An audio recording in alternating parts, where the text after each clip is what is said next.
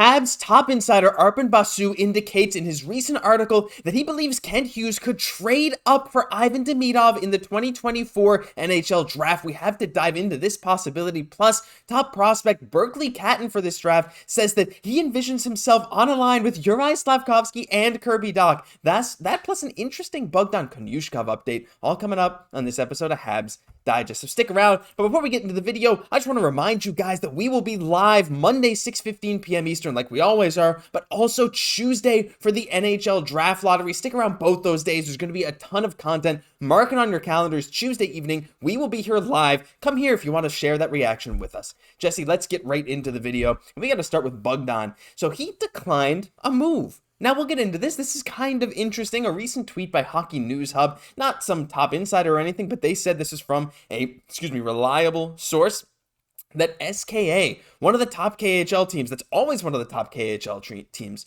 tried to get Habs prospect Bogdan Konyushkov. Konyushkov himself and the team rejected them. Igor Larionov, better than Roman Rotenberg. Of course, Igor Larionov has so much faith in Bogdan. He's the captain of Torpedo Nizhny Novgorod. And hey, it's no surprise that one of the biggest name KHL teams is after him, because what he's done this season has been absolutely phenomenal. And the timing of this is very interesting, though. We're just hearing the word that Maciej Michkov is going to be coming to North America a little bit sooner than expected. Like, is Bogdan next? Now, probably not. We're still going to need to wait a little bit, right? But it's just so amazing to hear that maybe he does have his sights set on North America, even though it's not right away. And this is somebody that's going to be ready to play once he arrives here. Former NHL legend Igor Larionov, that's his coach, said that not only could Bogdan be ready tomorrow to play in the NHL, but that he'd also be a key player once he gets over here, right? So amazing to see that, really that he's getting so much interest from all these different teams. Obviously, seeing a young guy and what he offers, and obviously that has value. Yeah, and I mean, when you're a guy that young, Jesse, when you're a guy with that offensive acumen, his defensive game still has a bit of work left to do, but it's not bad by any means. When you can captain a team in the KHL, when you're 20, 21 years old, when you can put up the points that he did, and when you have these top KHL teams, SKA, a team that beat Torpedo in the playoffs, they saw Bogdan. They saw the potential that he has. When you got those teams clamoring after a guy, Jesse, that is such an amazing sign for another guy just to add to this depth of future Habs defensive prospects. I feel like this kind of thing, this kind of sign it's hard to evaluate Russian prospects sometimes. But when you see a headline like this, you can't help but just have incredible hope that Bogdan could actually be way better than we anticipated.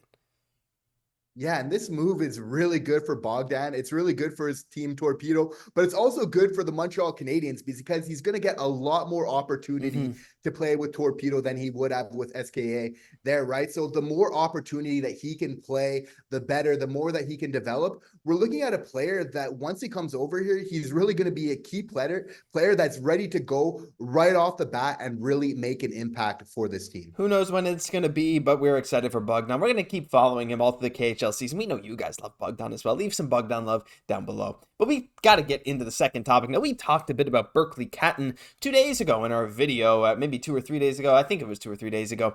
Well, you lose track of the days sometimes. But Berkly Catton, of course, one of the top prospects in the 2024 NHL draft. A lot of people saying that if Montreal lands at 5th, they probably wouldn't take him. There's probably some other prospects, including one we'll get into a little bit later.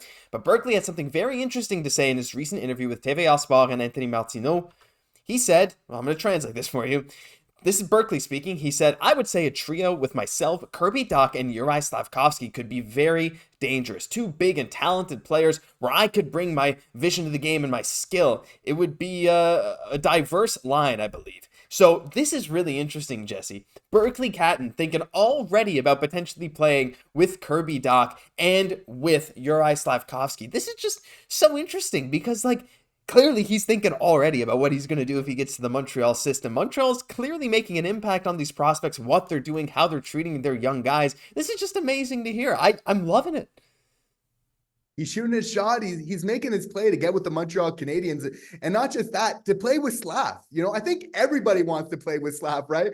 We're seeing so much of that these days, which I think is a great sign of things to come really in the future. Now, I don't know how much I like, Berkly. I know he has the best intentions, but I've kind of, saying that he wants to break up our top line, but he does have a solid point. I get where he's coming from by doing that, being on a line with Kirby, with Slaf, that we would really have 2 offensive dynamic lines. And when's really the last time that we can say this as a Montreal Canadien, right? And I know the big knock on Catton is his size, right? But he was very quick in a recent interview saying, you know what, I was 163 pounds, but now I'm 175 pounds. I'm growing. That's up to date. You know, all my goal totals are still up to date. You know, so this is a player that's definitely, you know, making his play to get with the Montreal Canadiens. He's not the same build as Suzuki was when he got drafted, just to put some reference there. And Suzuki's even bulked up a bit as well. And yeah, I get what you're saying, not breaking up the top line. But hey, we just saw Slaf bring that Suzuki Caufield combo from a potential top line to a bona fide top line. One of the best in the league this season, honestly, based on a lot of advanced metrics. But who's to say that maybe this line couldn't even be better? That's a thing, right? You're going to have to balance it. There's a lot of experimentation. But just one thing before we move on, I wanted to mention this. When they brought up the Canadiens, Berkly Catton said, the Canadiens, well, the name says it all. It's a team of the country, which is awesome. Like, the fact that he's saying that the Habs are the team of Canada. I love that. He said it would be a dream, fantastic city, an amazing arena. He said it would just be amazing to land there. And we've talked a bit about this with Cayden Lindstrom, Jesse, but when a player shows that kind of love for the city of Montreal, for the team, I mean, you got to think that shoots him off your draft board just a little bit.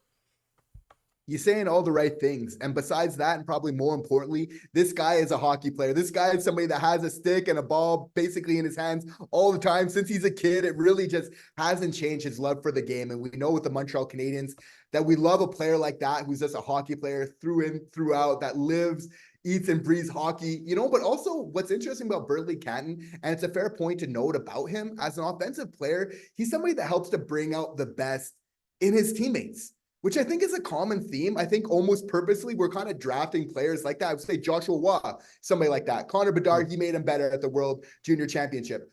You know, obviously Nick Suzuki is so great at that, so deceptive, makes other players better around him.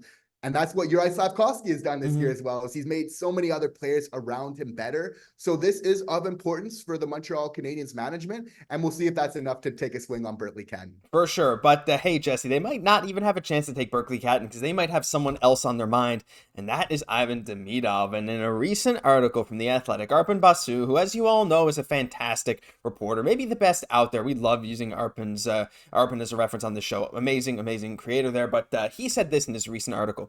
But the Canadiens like a few of the forwards who could fall to them between 5 or 6. What remains unknown is the extent to which they'd be willing to be aggressive to grab Russian phenom Ivan Demidov, who might not make it to their draft slot unless the Canadiens move up to number 2. He said the Canadiens might even be tempted to spend the assets it would cost to move up and get Demidov. But if not, at 5 or 6, they could be eyeing Cayden Lindstrom and Xhekaj. Whether they move up, Stampede, or move down, the Habs appear confident they'll be able to add a core forward. So there's a few things here, Jesse, but I know we can talk. We've talked a lot about Xhekaj being that high in the draft is kind of crazy, and Lindstrom. But Demidov, the idea that Habs could trade up for Demidov, it's not something I necessarily had on my mind, but I know, Jesse, you had this to say last time we talked about the recent top 3 picks. Absolutely. The Montreal Canadiens need to go for one of the top 3 offensive players in this year's draft. And you were very much right, and Demidov fits that bill. Your thought of trading up for Demidov, what do you think about that? Yeah, friends of the show will know that obviously it's bust, right? It's either Celebrini, it's Demidov, or it's Cayden Lindstrom. As I've mentioned on this show before, right, is that the Montreal Canadiens, if we're not falling in a position where one of these players is naturally going to come to us, that it's so important to maximize this opportunity by trading up to get a player of this ilk, knowing that we're probably not going to be drafting in the top 5 again next year. In fact, we plan not to, right? So it's so important to really maximize this opportunity while we're here. It just makes sense, if we're obviously not winning the draft or falling at that second spot, you know, to obviously make a play, right? Obviously, Celebrini would be very hard to trade for. You know, with Lindstrom, it's a case where maybe he might fall for us. So it's really Demidov really makes the most sense of where if we're falling at, let's say, the 5th overall spot, we don't want to take a chance of maybe getting Lindstrom or not, or maybe that's not even just good enough for what we want. We need to consider trading up to really get this impact player for this team. I think that that's going to be so important going forward. And I'd love to see other people agreeing with this sentiment. I think they're going to swing for a home run. And like you said, this is maybe the last chance they'll get to pick in the top 5 for a long times when you have the chance to get a guy like Demidov, and especially in a draft like this, Jesse, where a lot of the guys from like after Celebrini from like 2 to 5 and even maybe 2 to 10, these guys are all over the place. So it's not that crazy to see a team maybe willing to give up that second overall pick for not a crazy package if they think their guy might be there at 5 or 6 where Montreal was originally going to pick.